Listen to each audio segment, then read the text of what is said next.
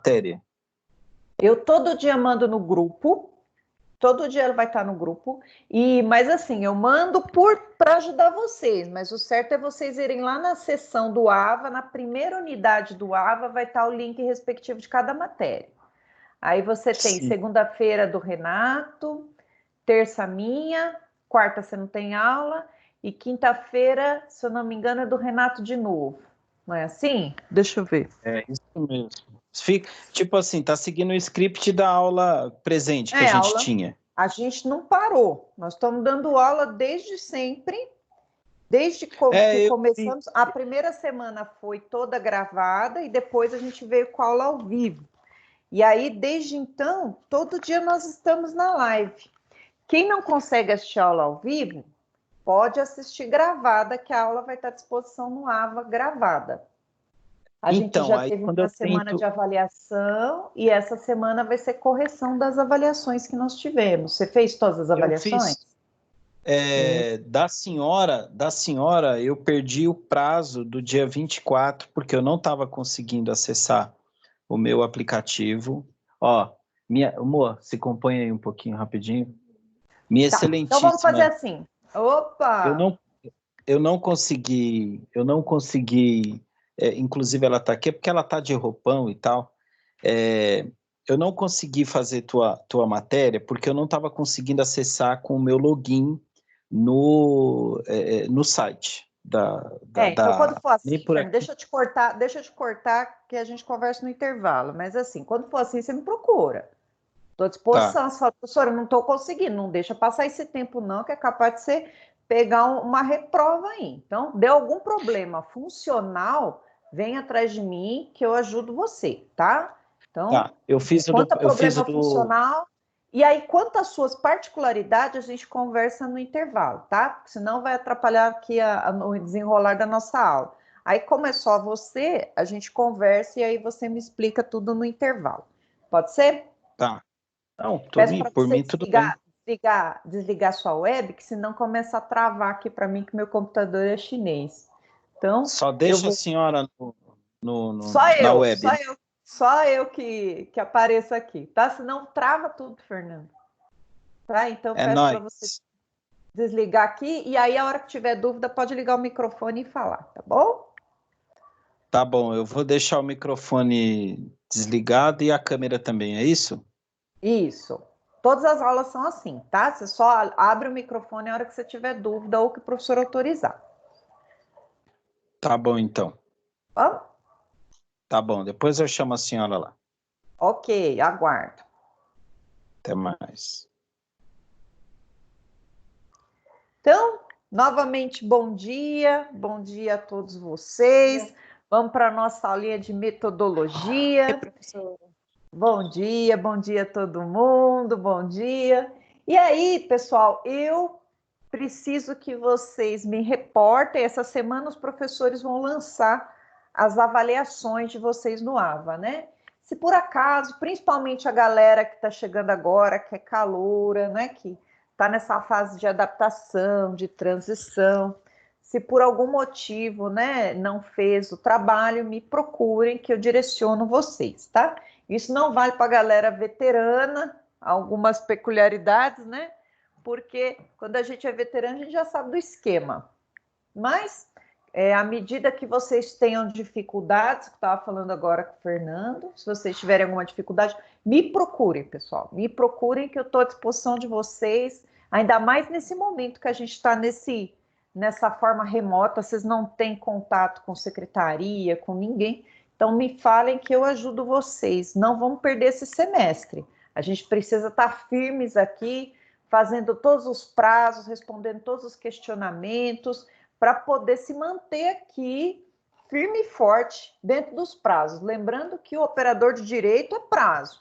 Se você perde um prazo, você acaba com a vida do seu cliente. Então, desde a faculdade, a gente tem que aprender e a gente tem que se firmar nos prazos, não podemos perder. Isso é para a nossa vida.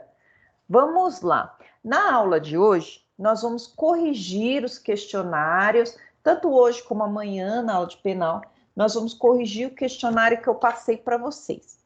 Eu vou confessar que eu estava totalmente iludida totalmente iludida, pessoal, achando que eu ia ter um botãozinho lá no sistema e ia sair todo o questionário bonitinho para eu poder falar hoje para vocês. E que ilusão a minha, né? No domingo, eu tive que responder questão por questão e ir avançando. E aí eu vi o tanto de questão que eu passei. Aí eu me xinguei a minha mãe. Falei, nossa, mas eu sou uma filha da Xuxa mesmo, viu? Porque olha, 20 questões 20 questões de penal, 20 questões de metodologia, de teoria da pena, enfim. Todas as matérias que eu dei, eu tive que pagar lá a penitência. Se eu morrer hoje, eu vou direto para o céu. Paguei as penitências. E o pior, eu não consegui esse tal de relatório para baixar. Eu tive que recortar e colar no Word. Vou projetar a telinha aqui para vocês, olha só. Eu recortei e colei no Word. Ficou um negócio bem feio. Faltou uma formatação decente aqui. E eu também não consegui tirar esse fundo azul que vocês estão enxergando aí na tela de vocês. Ficou um negócio meio estranho. Não consegui. Se eu tiro o fundo azul, tiro a formatação, é pior. Mas, entre mortos e feridos, sobrevivemos todos. Vamos aqui, então, terminar, corrigir essas questões de metodologia hoje, assim como nós faremos amanhã. Essa semana, pessoal, vocês terão aula, vocês não têm aula na sexta, né? Mas todos os professores trarão para vocês as respostas dos questionários que eles pediram. Vamos lá, então. À medida em que surjam dúvidas, vocês vão perguntando para mim, combinado? Eu vou falar a questão, aí se tiver dúvida, vocês já falei aí, professora, fiquei com dúvida nessa, fiquei com dúvida naquela. De metodologia, acho que está bem simples, o que vai ter mais polêmica e ranger de dente vai ser de penal. Metodologia é uma matéria mais light, mais filosófica, então nós vamos só na marolinha aqui. Primeira questão, era verdadeiro, todas são verdadeiro ou falso aqui. A metodologia pode ser compreendida como caminho, o percurso percorrido para a construção do conhecimento, para a realização de algo. O caminho no âmbito acadêmico, metodologia nem sempre tem o mesmo significado, podendo ser compreendida de duas formas. Pode significar o estudo dos métodos ou também o método e os procedimentos dele decorrentes. Aqui está explicando qual que é o sentido da metodologia, né? Que a gente lembra lá no início das nossas aulas, quando nós começamos a estudar, eu disse para vocês que a metodologia é o caminho do conhecimento. E esse conhecimento pode ser adquirido de várias formas, né? A gente tem os conhecimentos técnicos, que são científicos, que são provados pela metodologia, pelos passos da metodologia. Também nós temos o método filosófico, que é aquele que usa a razão, né? A reflexão sobre determinadas coisas, afasta o místico, o mítico, ele vai afastar dogmas, tudo que a filosofia ela vai fazer vai ser por meio da razão, ela não vai acreditar em mitos nem em dogmas. E por fim nós temos o senso comum, que é aquele conhecimento adquirido, mas que nunca foi testado. Mas todo mundo acredita nele como verdadeiro, até que se prove, né? E a metodologia aqui, essa primeira afirmação aqui, ela está na apostila e é considerada como verdadeira. Então, a metodologia é o caminho, é o percurso, é o estudo dos métodos e procedimentos para a gente criar o conhecimento científico. A gente aprendeu até agora que precisa passar por métodos. E no nosso caso aqui, que nós faremos um trabalho descritivo, nós vamos pegar livros, vamos formar nosso conhecimento e vamos escrever. Então, aqui, essa primeira questão aqui está verdadeira. Na segunda questão, o método científico pode ser considerado o caminho para construir o conhecimento científico. São etapas do método: observação, problema, informações referenciais, hipóteses, predição, experimentação e análise. Esse aqui, pessoal, é o método científico que consta para a gente na apostila. A gente tem que passar por todos esses métodos. Primeiro observa o problema, né? Primeiro você observa, depois problematiza, busca informações referenciais, vou estudar sobre o tema, quais são as hipóteses que eu posso formar para a minha questão problema, que é uma pergunta que se faz para o seu estudo. Quero lá estudar prisões cautelares, né? Eu observo na televisão que as pessoas estão cada vez mais saindo nas audiências de custódia. Estou observando uma problematização. Aí eu problematizo, né? Qual que é o motivo das pessoas não estarem cumprindo pena? Aí eu vou buscar informações. Eu vou lá nos livros de processo penal e vou descobrir como que é tratada a prisão no Brasil, né? E aí vou buscar essas informações referenciais. Dessas informações referenciais que eu busco, eu já consigo formular algumas hipóteses. Opa, é porque o judiciário é ineficiente? Ou é porque não tem prisão para todo mundo? Ou 3, é porque o sistema possibilita? Olha só, várias hipóteses então. A resposta dessas hipóteses, que eu vou encontrar nos livros, vai se chamar predição. Predição é uma resposta que a gente aprendeu, é uma resposta provisória ao tema. Vejam que durante a nossa pesquisa a gente vai fazendo perguntas para o tema e conforme a gente vai buscando conhecimento, a gente vai respondendo a essas perguntas. Como? Pela experimentação e análise. Se fosse um estudo científico daqueles de laboratório, aí teria experimentação. Mas como o nosso é feito pelas ciências sociais, nós vamos o quê? Analisar o que está acontecendo lá nos livros, sempre pensando no caso concreto. Aí a gente pode chegar numa conclusão acerca do tema prisões, com base no que a gente leu, com base na jurisprudência, enfim. Esse é o caminho para a gente montar nosso conhecimento e aí a gente firma nosso posicionamento. Essa questão segunda também é verdadeira. Inclusive, pessoal, quando eu pedi para vocês fazerem esse trabalho, eu pedi 2 questões no AVA, que vocês vão responder verdadeiro ou falso, que está tudo na apostila, e também para vocês fazerem uma iniciação de pesquisa. O que era? Queria que vocês respondessem para mim qual era o tema, dentro do macrotema que nós temos, qual o tema que vocês se interessam para estudar. Dentro do macrotema de direito penal, eu gosto de estudar prisões. Aí vocês tinham que problematizar. E essa problematização gerou problema, porque um monte de gente me procurou, preocupado porque não sabia problematizar. E problematizar, o nome é difícil, mas é muito simples. Seria somente você fazer uma pergunta para o seu problema que você responderia durante a pesquisa. Dentro do macrotema direito penal, eu escolhi prisões. E aí eu faço uma pergunta para as prisões. Por que tanta gente está sendo solta sem julgamento? Ou por que as pessoas estão sendo presas antes do julgamento? Por que a prisão não ressocializa? Vejam, criar questionamentos em cima do tema para que o nosso trabalho sirva para alguma coisa dentro da comunidade científica. A gente, quando vai buscar algum conhecimento, a gente quer aplicar isso na nossa vida. A gente quer saber o porquê de alguma coisa. E não raras as vezes, né, que as pessoas fazem um trabalho científico, um trabalho de conclusão de curso, o professor pergunta assim para a pessoa. E isso descadera qualquer um, né? Mas onde você quer chegar com esse seu trabalho? Chega a pessoa lá toda feliz, fala, eu quero falar sobre a Lei Maria da Penha. Ela explica Maria da Penha inteira, conta desde que surgiu, a ONU, explica qual a função dentro do Estado brasileiro. Aí o professor pergunta, mas onde você queria chegar com esse seu trabalho? Quer provar alguma coisa, né? Ou ela quer dizer que a lei é ineficaz, que é eficaz, que ela melhorou, que ela piorou. Então, essa é a importância da problematização, gente. Onde eu quero chegar quando eu estou explicando? Eu estou explicando, eu quero chegar em algum lugar.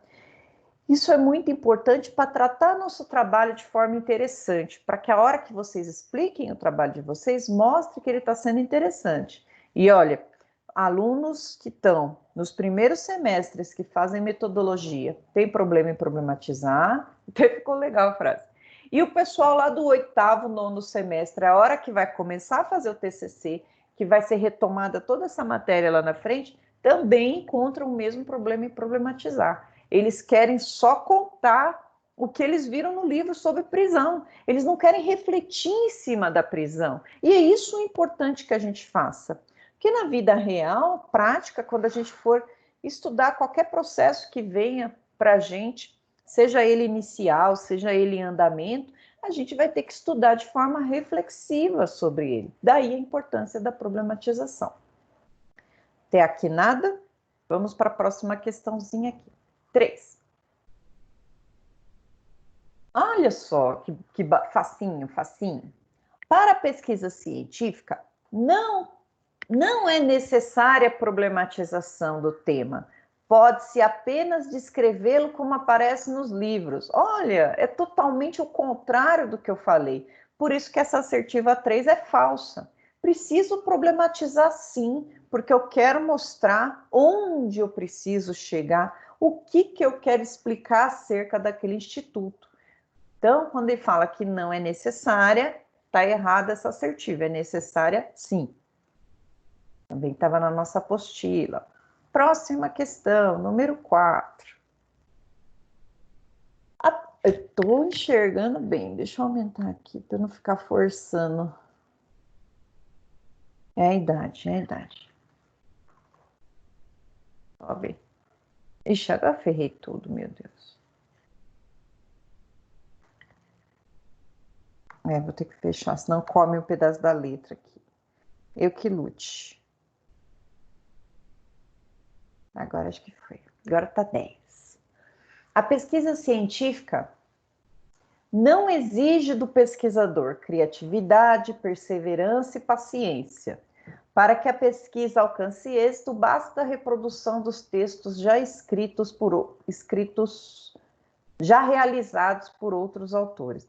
Olha só que bobeira, né? Isso aqui é falso, né? Tá falso, deixa eu negritar o falso aqui. Depois eu vou colocar esse questionário no material de apoio de vocês, ó. Mas tá falando que para... Oh, meu Deus, deixa eu apagar aqui. Desligar aqui que o celular estava pitando. Na pesquisa científica, essa afirmação está errada, e está errada por quê? Né? Está dizendo que não existe do pesquisador,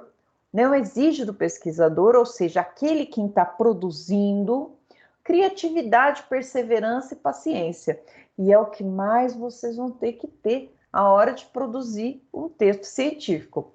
Criatividade para escrever um texto bom, que seja fluente para quem está lendo, né? Tem coisa pior do que você pegar um texto redundante que não está querendo te dizer nada. Você lê 3 parágrafos e não está querendo dizer nada. E também perseverança e paciência. Por quê? Vontade de ultrapassar os obstáculos e paciência até chegar a isso. Porque você pegar um livro e internalizar o conhecimento, precisa de perseverança. Até nesse momento que nós estamos vivendo aqui, né? Que a gente gosta de informação rápida, a gente gosta de ler só títulos, precisa de muita perseverança, porque o direito, pessoal, é um curso, é um método de vida que necessita olhar além disso. Eu preciso buscar um conhecimento além. Então, se você que optou pela carreira de direito, optou pela essa carreira jurídica, saiba que você vai ter que ler, vai ter que perseverar, ser criativo e ter paciência. Muita paciência, porque não existe, a gente fala assim, que não existe delivery de conhecimento, né? Você chega lá no balcão e fala assim, me dá conhecimento de direito penal, de direito civil, administrativo e constitucional. Aí ele fala, opa, mas é para viagem? Acompanha a batata frita? Não existe, né? Para eu poder adquirir esse conhecimento, demanda horas e horas e horas de estudo, muita vontade. Você pode até concluir, né? Concluir o curso, você pode passar os trancos e barrancos, mas se você não sentou para estudar, você não sabe o tema. Isso aqui que é importante que vocês fixem isso na cabeça desde agora. Então, para que se para que a pesquisa alcance êxito, basta a reprodução dos textos escritos? Não, né? Isso é plágio. Eu preciso ter muita perseverança, eu preciso trabalhar o texto e colocar ele conforme eu o enxergo, eu o entendo. Então, essa resposta 4 está falsa. Não sei, mas eu acredito que as frases são meio óbvias, assim, essa matéria de metodologia. A realização de uma pesquisa requer necessariamente o estudo de fontes bibliográficas, após a observação de determinado fenômeno, que é o tema. É preciso buscar conhecimento e problematizar a pesquisa, sempre buscando as respostas nas fontes pesquisadas, de modo a fugir do senso comum. Isso aqui é uma coisa importantíssima para nós, né? A realização, ela vai passar por fonte bibliográfica. Por quê? Desde o início, quando a gente for estudar um determinado tema, a gente precisa escapar do eu acho. Sempre que você falar eu acho, significa brotou do seu coração, veio num sonho, você não tem domínio sobre o tema. Então, tire o eu acho da sua vida e vá buscar o conhecimento. A partir do conhecimento que a gente vai lá extrair do conhecimento bibliográfico, ou seja, você vai pegar livros acerca dessa matéria para você formar seu conhecimento. Eu quero falar, então, sobre as prisões. Vamos voltar lá no tema prisões. Quero falar sobre as prisões e eu acho, pelo que eu vi na televisão, pronto. Aí você já pode fechar o paletó, né? Porque você viu na televisão, não quer dizer que você tenha conhecimento jurídico acerca do tema. É muito raro, pessoal. Vocês vão, à medida que o tempo for passando, né? Vocês vão perceber isso, que é muito raro que a imprensa traga um conteúdo jurídico de qualidade para nós. Muito raro. Então, a gente não aprende direito vendo televisão. É muito raro que as novelas retratem o direito para a gente. Não existe, né? A novela ela vai retratar de uma forma romântica, né, a cena que está acontecendo. E a imprensa também não tem formação em direito, ela vai retratar da forma que ela acha que tem que ser. Então, quando fala que é preciso buscar em fontes bibliográficas, é para justamente fugir do achismo. Eu lembro que eu estava numa banca de TCC, examinando, e veio um rapaz falar sobre suicídio assistido, né, que é a tal da eutanásia. E ele queria, ele fez a pesquisa dele lá, e aí ele falou que ia fazer direito comparado. Aí a gente, opa, a banca examinadora já se ouriça, né? Nossa, o rapaz vai trazer direito comparado aqui para nós. E aí, pasmem, né? Ele fez esse TCC com base numa reportagem lá do Globo Repórter, né? Ele assistiu o Globo Repórter falou como que acontece isso na Suíça, na Itália, na Irlanda, e aí ele veio aqui defender que no Brasil deveria ter também. Aí, quando a gente faz pergunta para a pessoa dentro do ordenamento jurídico brasileiro, a gente pergunta coisa simples, né, para ele, a pessoa não sabia responder. Por quê? Porque não foi lá atrás das fontes bibliográficas. Vejam a importância daqui, né? Quando você quer realizar uma pesquisa, você tem que ir para a fonte bibliográfica, você tem que ir para o livro. Nada contra. Você viu um programa de televisão, você achou o tema. Para problematizar esse tema e trazer para o mundo jurídico, aí você tem que ir lá para os livros para poder você fazer uma tese que tenha sustentação jurídica. Senão, pessoal, sua tese não vai valer para a nossa comunidade científica, né? Poxa, com base que eu vi na televisão, não, jovem, aí não, né? É preciso buscar o conhecimento e problematizar a pesquisa, sempre buscando respostas para fugir do senso comum.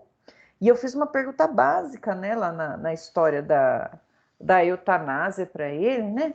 Falei, poxa, então, se eu peço para alguém desligar meu aparelho, estou na UTI, e eu deixo escrito que é para desligar meu aparelho, eu peço para minha mãe, estou sofrendo muito, eu falo, mãe, entra na UTI, puxa a tomada do respirador lá, do alimentador, enfim, da máquina que faz bater o coração, vai lá, mãe, puxa a tomada para mim. E minha mãe faz isso. Eu queria só saber que crime que essa pessoa responde aqui no Brasil, se tem algum privilégio. pessoa não sabia responder. Por quê? Porque ela não foi na fonte bibliográfica para estudar o tema. Vocês estão percebendo a importância disso?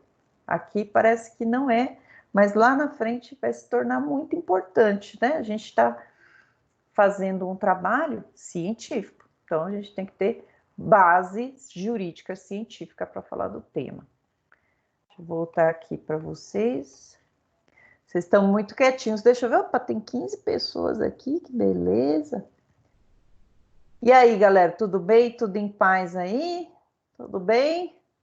Vou continuar Por enquanto, aqui, então. sim, professora. Só não sei se eu acertei lá. Falando nisso, eu lancei as notas de vocês. Vocês conseguiram ver? Ainda não.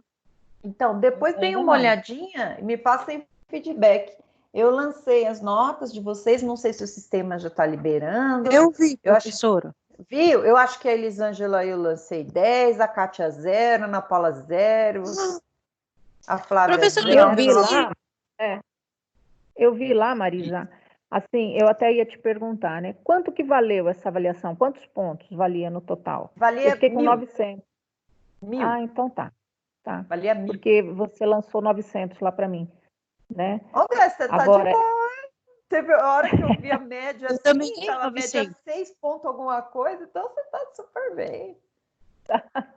Aí, 1.000, outra galera. Valia 1.000. Tá. Então, agora, para eu ver qual que eu errei, eu consigo ver Só novamente Jesus lá? agora na sua causa, porque, Glécia, Não, vou contar um negócio para você. ver, né? Olha só, é a primeira vez que eu faço esse tipo de questionário no AVA, e eu achei que ia ser simples, mas não é, não aparece. Aparece estatística sim, por exemplo, o quanto que acertou em média da turma e tal. São vários relatórios diferentes que vão aparecendo. E aí, o que eu fiz? Apareceu o nome da pessoa lá, por exemplo, Glécia, né?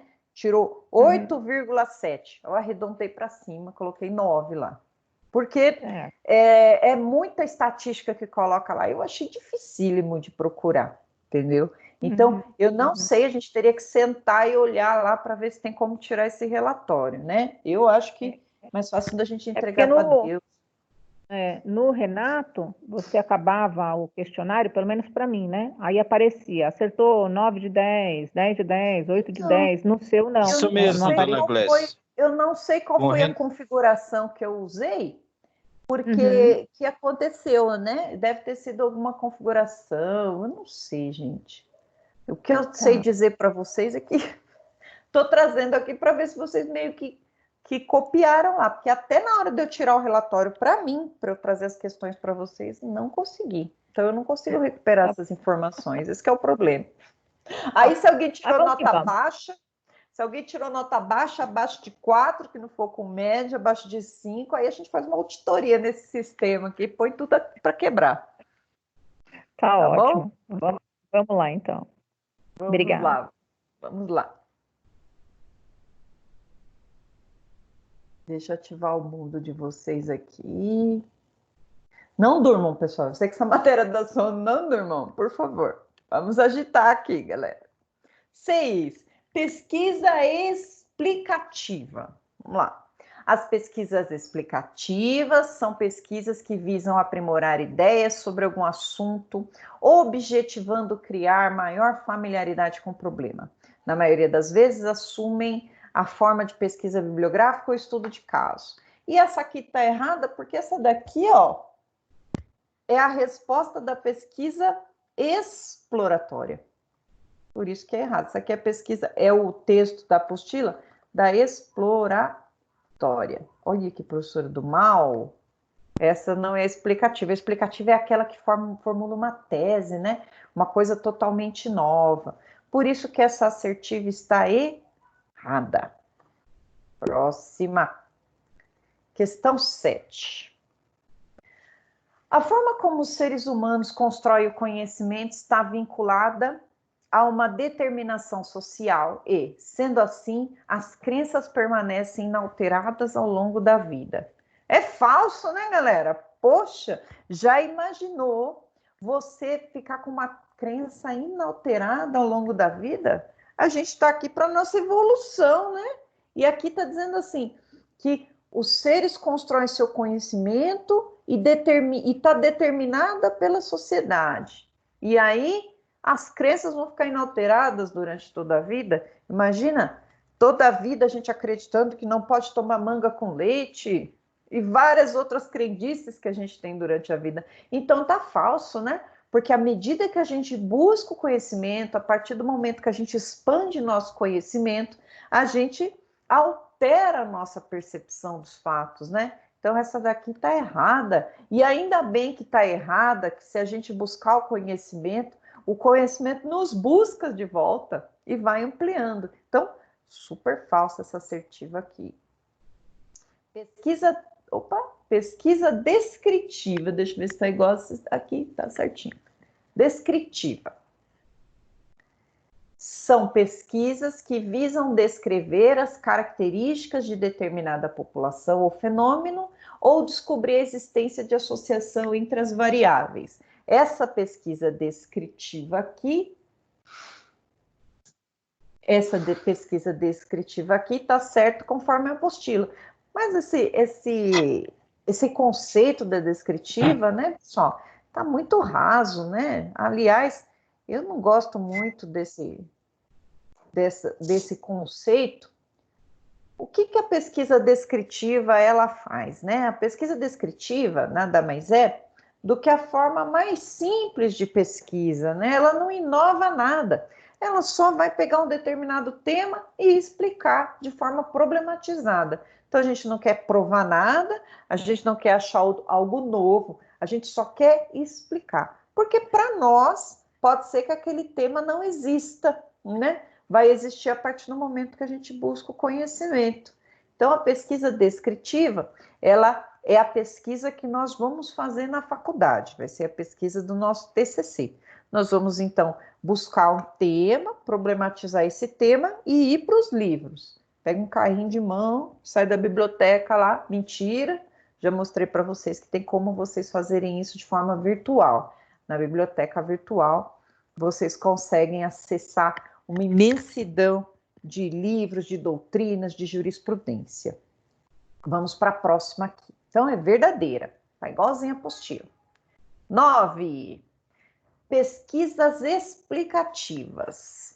São pesquisas que visam aprofundar o entendimento da realidade, explicando a razão das coisas. Nem sempre é possível aplicar esse tipo de pesquisa nas ciências sociais, por valer-se quase que exclusivamente do método experimental. Pesquisa explicativa, então, é aquela da tese, né? É aquela da tese que busca uma tese totalmente inovadora, e é essa que está na nossa apostila aqui na página 74, esse conceito aqui. Então, tá, verdadeiro. Não sei se eu acertei, entrega para Deus. Pesquisa bibliográfica. Vamos lá. Pesquisa bibliográfica, vamos ver o que está escrito aqui. São pesquisas que utilizam fontes documentais para a construção do entendimento sobre os estudos, sobre o objeto de estudo. Vale-se normalmente de material que ainda não recebeu tratamento analítico. Opa, tá errada, ó. Material que ainda não recebeu tratamento analítico não é pesquisa bibliográfica, é pesquisa documental. Ou outras fontes documentais, tais como publicação em Diário Oficial, registro oficial de uma organização. Está errada essa aqui? Está errada por quê? Quando eu falo em fontes de pesquisa, onde eu vou buscar as pesquisas para eu colocar no meu TCC, né? E aí lá no meu TCC está escrito assim, metodologia. Preciso explicar qual foi a minha metodologia. Ah, professora, a minha metodologia foi uma pesquisa descritiva, eu peguei algumas fontes para eu utilizar. Ah, quais são as fontes? Tem que escrever. As fontes foram bibliográficas e documentais, ainda no meu trabalho sobre prisões. Bibliográficas, quais foram suas pesquisas bibliográficas, Marisa? Eu usei um livro do professor Nucci, um livro do professor Zaffaroni, eu usei também livro do Masson, do Rogério Sanches. Essas foram minhas pesquisas bibliográficas. Vejam que elas tiveram um tratamento bibliográfico, elas foram publicadas, né? Então, como ela está lá, a metodologia dela significa que ela foi tratada de forma analítica. Então, a pesquisa bibliográfica é aquela do livro, tratada de forma analítica. Agora, a documental não recebeu esse tratamento. Como é uma pesquisa documental? Imagine que eu queira falar sobre prisão e eu vou colocar pesquisa documental. Como que eu faço? Eu vou lá no fórum e faço pesquisa em processos, né? Processos públicos de réus presos. Essa é uma pesquisa documental, porque ela não recebeu o tratamento analítico que se dá lá na bibliografia de um livro, né? Na hora de publicar esse livro, existem todos os requisitos para que esse livro seja publicado, que daí ele está apto à publicação. E no caso da documental, não. São processos que estão lá à disposição do público, né? Que a gente vai ver em processo penal, que os processos criminais em geral não tem segredo de justiça, não tem segredo, todo mundo pode ir lá analisar. E aí esses documentos, né, que vou chamar de processos, que eu vou lá analisar para saber como que foi a prisão dessa pessoa, se ele está preventivamente, vou analisar, eu vou chamar de pesquisa documental, porque ela não recebeu tratamento analítico, né? Nós falamos disso quando nós tratamos de fontes de pesquisa. A maioria que nós vamos estudar de fonte de pesquisa é a bibliográfica. Mas quem quiser fazer uma graça, quem quiser complementar e fazer um trabalho mais legal, pode usar a pesquisa documental. Mas uma não se confunde com a outra, graças ao tratamento analítico, e essa resposta, então, é falsa. Questão 11. Resumo informativo. Está aqui. Resumo informativo. Informa ao leitor finalidades, metodologia. Lembra que o resumo é a extração de um texto, né? Eu não vou perder eu não vou perder a estrutura e a razão do texto e eu não vou emitir opinião. Aqui no resumo informativo, informa ao leitor finalidades, metodologia, resultados e conclusões do documento. De tal forma, ou seja, ele é tão completo que possa, inclusive, dispensar a consulta do original. Essa daqui, pessoal, é o tal do resumo informativo. E essa resposta está verdadeira. Olha só, né? Como é difícil você fazer um resumo, né? Tem gente que acha que resumo é assim, você pega um texto que é uma folha, você dobra no meio e daí você conta as linhas. Não, o poder de sintetizar pressupõe que você leu, entendeu e vai transcrever de forma mais sintética, de forma mais curta, de forma menor. Como que eu consigo isso? Com bastante treino, bastante treino. Às vezes, nos primeiros resumos que você faz, você fica com tanto medo de perder informações que o texto começa a ficar até maior do que o original. E aqui, nesse poder de síntese do resumo informativo, dispensa até, ele é tão completo, mas explicado de forma mais resumida, mais simples, mais sintética, que dispensa a leitura do original. Esse aqui é o resumo informativo. Posso fazer um resumo informativo no meu TCC? Posso, porque no TCC nós vamos ter uma parte lá, um resumo, né? Nós vamos começar lá fazendo uma introdução. Nessa introdução a gente pode colocar um resumo lá. Lembrando que resumo e resenha são diferentes, porque a resenha eu vou emitir uma opinião crítica. Eu vou mandar a minha opinião em cima do texto. Essa é a diferença para a gente poder lembrar aqui. Questão 12. O resumo é um texto em que seu produtor precisa apresentar a apreciação crítica de uma obra. Opa, ferrou. Eu fico adiantando as respostas, pessoal. Ó, resumo é um texto em que seu produtor, ou seja, aquele quem faz, precisa apresentar uma apreciação crítica. Não, né? Apreciação crítica é na resenha. Isso aqui tá de palhaçada com a gente. Explica ela. Olha lá, a obra dessa pessoa aqui. É um relato minucioso das propriedades de um objeto, ou de suas partes constitutivas, é um tipo de redação técnica que inclui variadas modalidades de texto, descrição, narração e dissertação. Olha só, já tinha que começar a parar de ler aqui na hora que ele fala que resumo tem apreciação crítica. Então, a 12 é falsa, porque a apreciação crítica é da resenha. Deixa eu voltar aqui. Falso. Então, falso. 13. Deixa eu tentar passar para outra linha. 13. Muitos teóricos afirmam que a ciência é um senso comum especializado. Por quê? Muito do processo de construção científica tem aspectos comuns com o conhecimento empírico, senso comum. O que ele está querendo dizer aqui? Essa frase eu tirei da apostila, né? A gente tem que dar uma refletida filosófica acerca disso, né? Ciência é o senso comum especializado, porque muito do processo de construção tem aspectos comuns com o conhecimento empírico. Isso aqui, o autor quis se referir a quando a gente vai buscar explicar alguma coisa. Vamos pensar lá na cura através das plantas, né? Vem lá a nossa bisavó, que era índia, e trazia uma planta lá medicinal que fazia curar as cicatrizes. Então, ou curar as enfermidades, enfim, os machucados. Vai lá, põe a planta, amarra com uma folha de bananeira, né? Imagina a situação. E aí, depois de 3 dias, tirava, estava completamente cheio de larva. Não, pessoal, que exemplo horrível, né? Estava curado. Beleza. Esse aqui, o senso comum mostrou que se colocasse essa plantinha lá, né? Na época não ia ter o remédio, se colocasse a plantinha lá, ia se curar. Aí, à medida que o tempo foi passando, todo mundo usava essa planta para curar. Olha só o início, percebeu-se que a planta curava.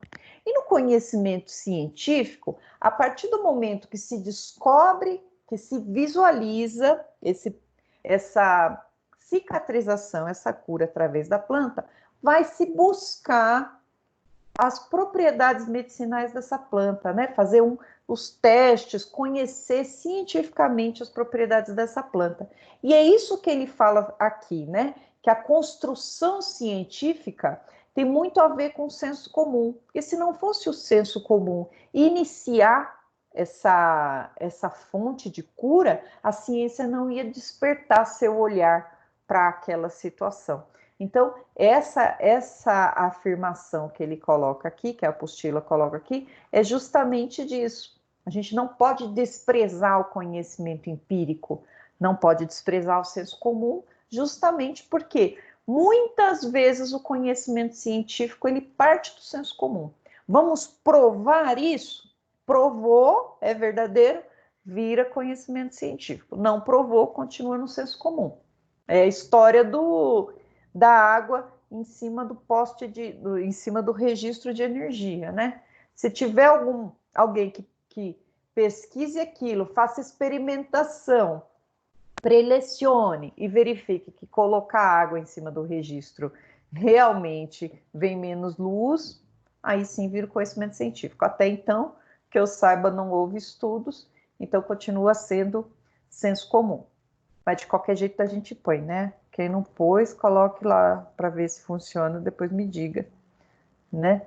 Coloca lá um galão de 20 litros. Eita, que grande que é essa aqui. Vamos lá, terminar logo isso aqui.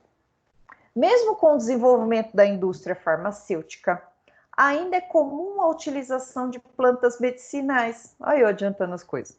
Isso é uma prática de longa data, especialmente no Brasil, devido à riqueza da flora que, apesar de ser rica e vasta, há um consenso de que os estudos científicos nessa área ainda são insuficientes.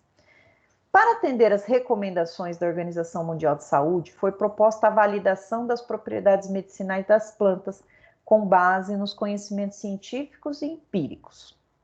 Muito do desenvolvimento científico se deve ao conhecimento empírico ou vulgar. O conhecimento científico é o conjunto por meio de metodologias específicas que busca as relações entre os componentes de um fenômeno. e seu desenvolvimento advém da observação e situações da realidade para as quais muitas vezes o senso comum oferece uma resposta. Opa! Todo esse texto para chegar aqui no final e ele ferrar com tudo para ser falso. Ó. Advém da observações e situações da realidade para as quais muitas vezes o senso comum oferece uma resposta. E o senso comum, pessoal, não oferece uma resposta. O senso comum, como ele não é provado, ele simplesmente existe. Acredite ou não, né? Ele simplesmente existe, não é provado. Então, ele não vai oferecer essa resposta aqui no contexto do texto. Por isso que ele é falso. Vou ler tudo isso aqui para ser falso. 15. O senso comum tem muitos elementos do conhecimento científico, principalmente no que se refere à utilização da demonstração e da prova da validação. Está errado, né? Senso comum simplesmente existe, não tem prova de validação nenhuma, não fazem estudos nenhum, simplesmente acredita-se nele. Aquele que detém o conhecimento pode subjugar os outros que, por não compreenderem ou terem condições de avançar em suas reflexões, se sentem dominados por parte dos que conhecem. Opa! Isso aqui é uma realidade, né, pessoal? Quem tem a informação, né? Quem tem a informação tem o poder, né? Então, se você pega uma sociedade, como a nossa sociedade é, que não reflete, né? Que o pessoal vai aceitando tudo que vem, porque não tem um senso crítico, né? Não se despertou um senso crítico nas pessoas, infelizmente isso, né? E nós somos condicionados a não termos senso crítico, né? A gente acredita naquilo que a massa traz para a gente, no que a televisão traz para a gente. Às vezes a gente forma nosso conhecimento sem nenhuma reflexão. E aí nós somos dominados aqui, ó. Aquele que detém conhecimento, ele pode subjugar os outros? Claro que pode. Ele pode fazer com que essas pessoas fiquem manipuladas ao que ele quer. E muitas vezes é isso que acontece. Quando não se fomenta o estudo básico, quando as pessoas começam cada vez mais a passar pelos níveis de ensino sem saber nada, sem ter uma criticidade, a gente está sendo subjugado.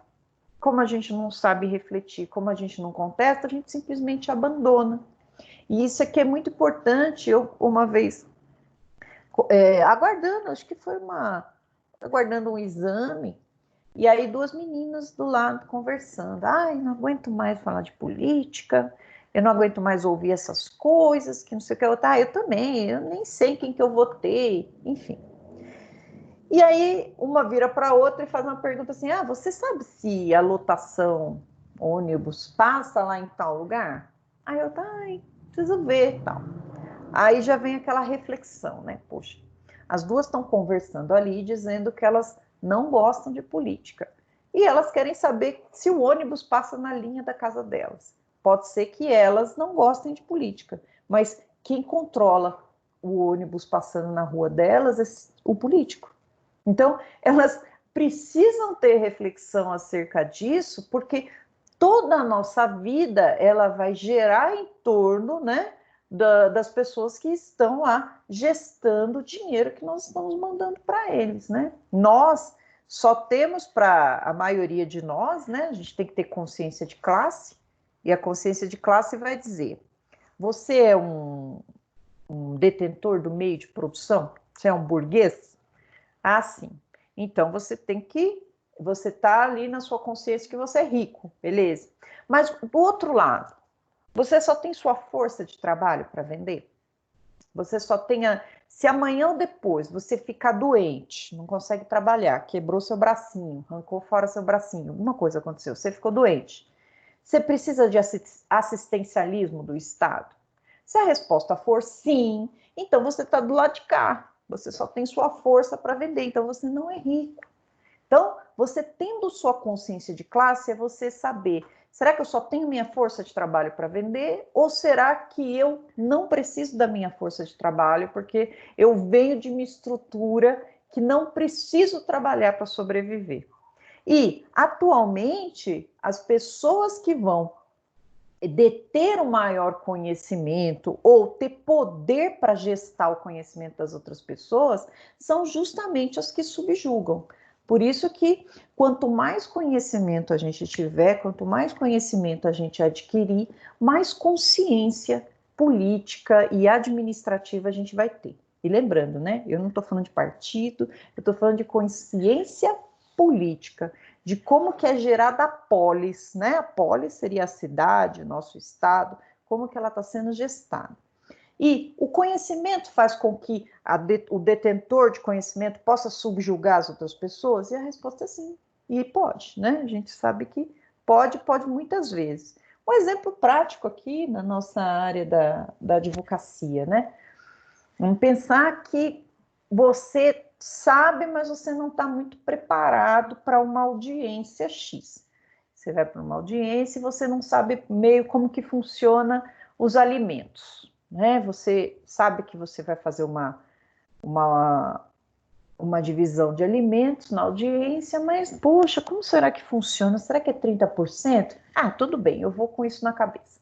Quando você chega lá, do outro lado da mesa, defendendo o cliente na oposição lá, que está oposto a você, o cara tem muita segurança no que ele fala e ele começa a citar doutrina lá para o juiz e tal. Automaticamente, você já vai se sentir acuado, porque você já subentende que aquela pessoa sabe mais do que você.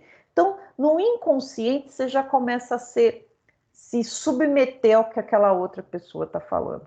Então, daí a importância de a gente ter o conhecimento, para a gente poder virar para essa pessoa que está lá, detendo conhecimento, saber o que ela está falando e ainda argumentar. Porque se a gente não sabe, a gente vai aceitar tudo que ela disser. Então, era mais ou menos isso aqui, o que estava querendo dizer nessa questão aqui. Até emociona aqui. Então, 16 está ok. Vamos para 17. Cadê vocês, gente? Vocês estão dormindo com essa minha conversa aqui? Tá tudo bem aí com vocês? Ninguém fala comigo, vocês me largaram. Tudo bem. Tá tudo bem. Ah, tudo bem. O ruim de metodologia é que eu não consigo matar ninguém, né? Então fica mais complicado aqui. É. Não consigo matar ninguém, mas vamos lá, vamos sobreviver. Eu só não consigo matar. Pelo menos de tédio eu mato vocês. Vamos lá, tá acabando. Então, já falei que posso subjugar. Então, estudem, gente, estudem.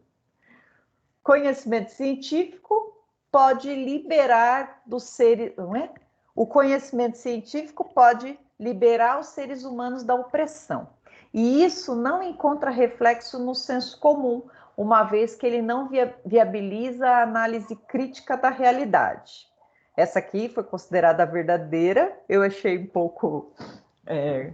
preconceituosa essa análise aqui, mas o que ele está dizendo é que para você se libertar da opressão daqueles que têm o conhecimento, só você tendo conhecimento também. Então, quando o aluninho fica lá revoltado porque tem que estudar, porque está difícil, né? Acha que está muito difícil, que tem que estudar, que tem que ficar fazendo simulado de nivelamento. Aí a gente fala assim, aluninho, lá fora no mercado de trabalho, você vai concorrer com pessoas que estão sendo preparadas sem o menor dó, né? Faça isso, resuma isso e não tem mão na cabeça. Então, quando você quer se libertar do opressor que está lá fora, né? Ainda mais você tendo consciência de classe, sabendo que seu tempo de estudo é menor, você sabe o tanto que você tem que segurar nessa tábua de salvação aí, o tanto que você precisa estudar. Então, está falando aqui, o conhecimento pode liberar os seres humanos da opressão? Sim. E o senso comum, o achismo? Aí não. Por quê? Porque não demanda criticidade, análise crítica da realidade. Então, essa é a verdadeira. Questão 18.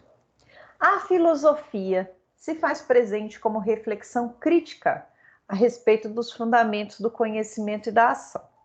Por isso, mesmo distinta da ciência pelo modo de abordagem do seu objetivo, que no caso desta é particular e no caso da filosofia é universal. Aqui, filosofia é universal e ciência é particular. Essa aqui foi o gabarito dessa questão também.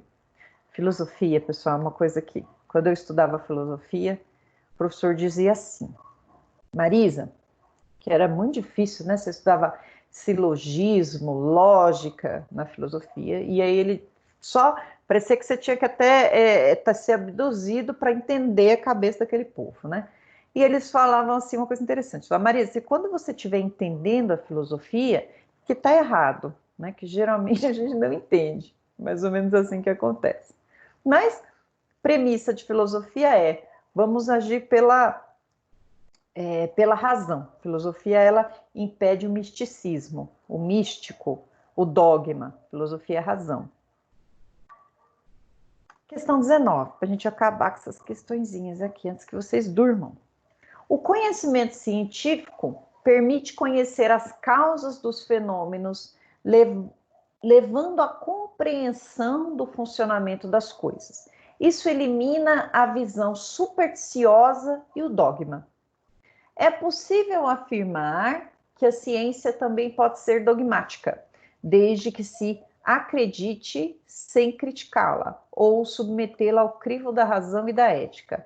Ela pode se transformar num dogma. Olha só que legal. O conhecimento científico permite conhecer as causas e o fenômeno, levando à compreensão do funcionamento das coisas. Isso elimina o dogma, ou seja, o místico, né? O imaginário. A ciência, ela está aqui para provar, não é para você imaginar, é para provar. Mas é possível que a ciência seja um dogma. Quando? Quando você acredita na ciência sem criticá-la. Acredita na ciência sem criticá-la ou submetê-la ao crivo da razão e da ética. Eu acredito até na ciência sem criticar. Isso daí se torna um dogma. O dogma seria, eu não critiquei, eu aceitei de forma bem passiva o que estão me trazendo. Essa é a importância da crítica. Até a ciência pode virar dogma se a gente aceita de forma pacífica. E até isso é emblemático, porque às vezes eu estou explicando alguns princípios para vocês de direito penal, e aí o aluno fala assim para mim, mas professora, isso está certo? Por exemplo, né? Vamos jogar um exemplo aqui, que a gente pode tratar, princípio da presunção de inocência. Discutiu-se muito, até um tempo atrás, sobre o princípio da presunção de inocência. O que ele vai dizer?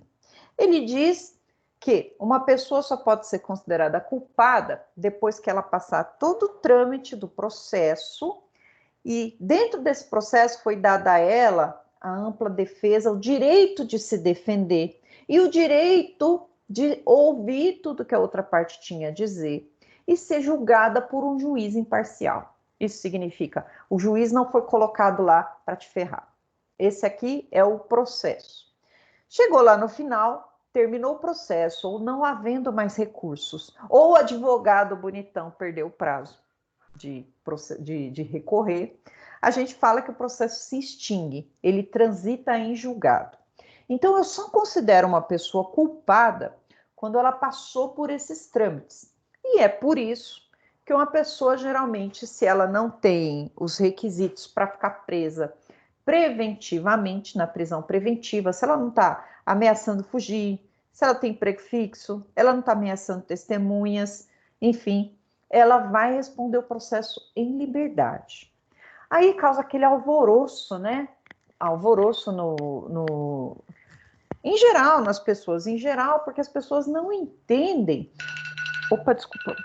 As pessoas não entendem o porquê que essa pessoa está respondendo em liberdade, se ela foi pega em flagrante delito ali. Então, a gente tem que explicar à luz da presunção de inocência. Tem que dizer, ó, primeiro ela vai ter que oferecer as provas que ela tem, ser ouvida por um juiz imparcial e só lá no final que ela vai ser declarada culpada. Esta aqui é a ciência jurídica. Mas Nós, operadores do direito, a gente precisa contestar essa ciência. Primeiro a gente tem que entender como que funciona o mecanismo e depois contesta. Poxa, mas será que está certo isso? E é isso que essa questão está querendo dizer, né? Se você simplesmente assiste a televisão e acha que você sabe prisão preventiva pela televisão, aí você está lá no senso comum. Mas é a mesma coisa de você estar lá alienado no senso comum, só recebendo informação das outras pessoas, é a mesma coisa quando você pega um livro, lê e não reflete acerca daquilo. Porque, pessoal, o que mais movimenta a justiça e o que mais modificam essas decisões é a advocacia. A advocacia que bota para quebrar, que vai lá na justiça e fala assim, olha, nosso sistema mudou, não dá para ser mais assim. E aí as decisões vão se reformando e a sociedade começa a reagir, né? Uma dessas mudanças que nós tivemos há pouco tempo, né? Porque o princípio da ciência, lá na presunção de inocência, era só lá no final. Aí começaram a vir casos, e só de gente rica, porque só gente rica consegue fazer com que o processo demore muito, porque o carro-chefe do direito penal é pobre. Então, pobre, lá na apelação já encerrou o processo. Então, quando você é rico, você consegue estender seu processo muito tempo, né? Você consegue ir lá para o STJ, para o STF, embora. E aí começaram a vir alguns questionamentos de pessoas ricas que estavam lá postergando seu processo durante 17, 20 anos, e essa condenação não chegava nunca. Aí veio a reflexão, né? Poxa, mas por que já não prende em segunda instância? Por que a hora que o juiz lá em segunda instância, ou o desembargador no caso, desculpem, tá? O nome é desembargador lá na segunda instância, novamente afirma que aquela pessoa é condenada, por que já não começa a cumprir a pena ali? Então vejam, esse aqui é um retrato da ciência jurídica sendo refletida. Eu já sei que existe isso, mas vamos refletir em cima disso? Será que está certo? E o jurídico, o mundo jurídico, ele é totalmente mutável, né? Ele vai se transformando à medida que a sociedade se transforma. Se você pega, por exemplo, o Código Civil antigo, se a mulher não fosse virgem na hora do casamento, poderia devolvê-la para o pai. Não quero, ela não é virgem. Ou, no caso do direito penal, se a pessoa fosse pega em adultério, ela cometeria um crime. Aí lá em direito penal a gente estudou, né, do princípio da intervenção mínima. O que o Estado punidor tem a ver com o nosso núcleo familiar? Vai criminalizar a pessoa, a parte traída que decida se ela quer continuar ou não. Não precisa vir um juiz impor uma pena. Então vejam o que acontece com a reflexão e a criticidade em cima da ciência. Então a reflexão e a criticidade ela tem que existir independentemente da ciência. Então, base nessas reflexões que nós colocamos aqui na aula de hoje, vocês responderiam tal qual a Glécia aqui, tirando uma nota maravilhosa, que ótima, que eu vou falar para vocês que eu respondi as questões, eu tirei 5,5. Fui responder, falei, errei. Óbvio que é mentira, né, galera? Ninguém vai rir da minha piada? Vocês estão achando o quê? Tá bom. Serei uma pessoa séria, tal qual o professor Douglas. Vocês ainda estão refletindo. É a internet que tá lenta, pô. Tá com delay aí, Fernando? Eu tô com um pouco, mas o meu problema tá sendo a minha internet. Ô, Fernando, se seu problema fosse só a internet, a gente resolvia para você. Mas se for investigar aí, deve ser muito mais coisa, filho. Tá engordando na quarentena? Tá de boa? Tá magrinho? Tá gordo? Como que tá? Tô parecendo um leitão pro fim de ano. Tá parecendo um javali? Eu tô comendo um javali. Tô comendo igual javali, tá igual, tá normal. A gente tem que andar até se manobrando assim, não é?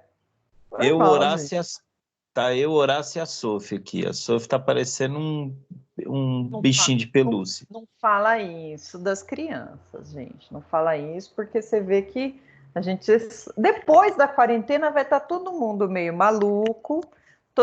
Ninguém vai recusar um convite para nada, né? Nós vamos falar, gente, vamos ali, vamos, todo mundo vai, né? Ninguém vai recusar convite para ir para lugar nenhum. Porque a gente Não. recusava e agora a gente quer e não pode ir, não é assim? Mais ou menos por aí. Bem, galera, como essa semana é só para a gente rememorar as questões, que seria tipo uma semana só para a gente rememorar, a gente faz, se não tiver questões para responder, a gente fica por aqui. E aí, na aula de amanhã, Direito Penal, eu convido todo mundo do segundo semestre que está aí, né? A Glécio, o Fernando, deixa eu ver quem mais está aqui do segundo semestre. A Mi, todo mundo para participar, porque nós vamos responder o questionário de Direito Penal e aí nós vamos fazer uma revisão do bimestre todo, de tudo que nós falamos sobre Direito Penal, e eu tenho certeza que vai ser legal para vocês, que Direito Penal 1 é base, né? Aposto que o Fernando já não lembra mais sobre os princípios do Direito Penal, não lembra mais de um monte de coisa, conduta, resultado, nexo causal, tipicidade, tá tudo vivo aí na memória, Fernando? Ou Ave passado Maria. é passado? Passado é passado, né? Vamos viver de hoje em diante, professora. Passado já foi. Se eu te contar a minha história. Mas vamos lá, segue em frente. Amanhã eu vou estar, a partir das 8h30 também, né? Isso, eu mando o link para vocês. Eu vou mandar nos 3 grupos, porque só tem aula, o pessoal do primeiro semestre tem aula. De manhã o pessoal não tem. Segunda e terceira. Aí eu convido todo mundo para participar aqui da nossa aula de Direito Penal. Tá. Quando terminar a aula, professor, eu vou te chamar no particular para me tirar umas dúvidas aqui que eu tô tendo, tá bom? Tá certo, tá certo. Então, Valeu. eu te aguardo. Beleza. Galera, alguma dúvida quanto ao questionário? Todo mundo entregou. Cadê o Eliseuzinho? Eliseu sumiu. Ó, saiu a francesa. Como diz minha mãe, saiu a princesa aqui. Então, não tendo mais Aninha, Kátia, Elisângela, Flávia, Jaque, Jimmy, Luana e Sara, se não tiverem, e Michele, acho que eu pulei a Michele. Alguma dúvida, gente, quanto ao questionário? Tá saudade de mim. Eu tô com saudade, gente. Tô vendo aí que no grupo tá rolando uma movimentação para fazer uma festa, e eu nem gosto de festa, né? A barriga chega com um K. Só de pensar, né? Vocês ficam postando um monte de doce, um monte de coisa. Eu não, é a Kátia, a cozinheira. Eu vi, minha filha. E ela só posta, né? Trazer para nós aqui que é bom nada. Não, professor. Mas eu sei onde posso, ela mora. eu faço degustação e mando Professora, eu sou a você. vizinha dela. Ela não tá trazendo nem pra vizinha aqui, ó. Engana todo dia a vizinha. Hashtag Olha fica em aí. casa. Posso abrir Você uma vai- ação contra ela, propaganda enganosa. Ó, quero deixar claro aí no grupo aí que eu tô fazendo busca de comida na casa dos outros, delivery, viu? É. Eu tenho aqui em casa, Fernando, só mudo o temperinho do miojo, mas eu já fiz de carne, tem de galinha caipira. Hoje eu vou fazer miojo com salsicha e feijão. Quem quiser. Não, você tá ultrapassada. Compra aquele talharim, é melhor. Mesma coisa, filho, só muda o formato. Vai estar ótimo, galera. Amanhã, então, nós estamos de volta aqui para nossa aulinha. Beijo para todos vocês. Estou à disposição de vocês aqui no Zap. Até amanhã. Beijo, professora. Até. Beijo. Até amanhã. Beijo. Já tô te ligando aí, professora. Beijo. Beijo. Professora, até amanhã.